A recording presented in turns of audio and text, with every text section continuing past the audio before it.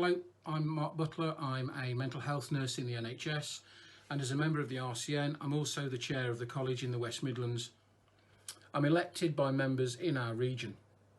As I'm sure you've heard by now, the UK government has announced that nursing staff and other NHS workers on Agenda for Change contracts in England will receive a pay award of £1,400 this year.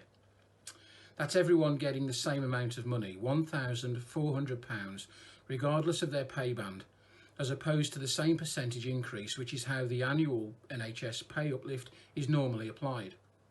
That's £1,400 for the whole year. And remember, that's before you deduct your income tax, national insurance and pension contributions. It's a matter of fact that as an increase, £1,400 is way below the current rate of inflation. Inflation being the measure of everyday costs of living and how sharply these costs are rising. In real terms, it's a pay cut. In response, the RCN has announced that it will ballot our members working in the NHS on industrial action over this pay award.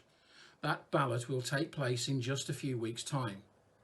I can't emphasise strongly enough how important it is for you to vote in the ballot if you're an RCN member and you work in the NHS.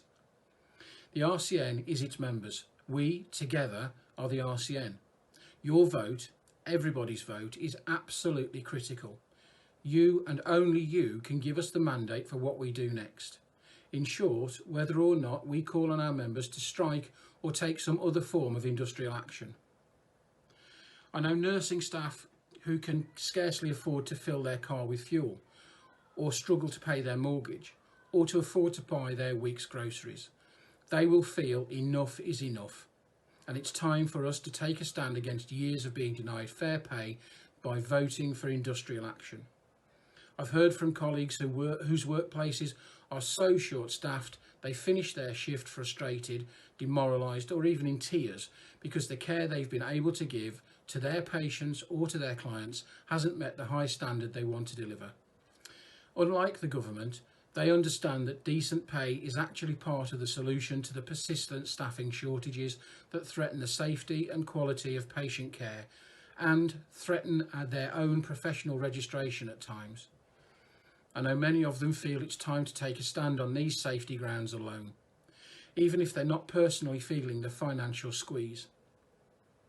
That said, I know some of you will be anxious, understandably, about what happens to your services and patients if you vote in favour of industrial action. If that's you, I want to reassure you that if we do go on strike, there's a principle called derogation. That will apply.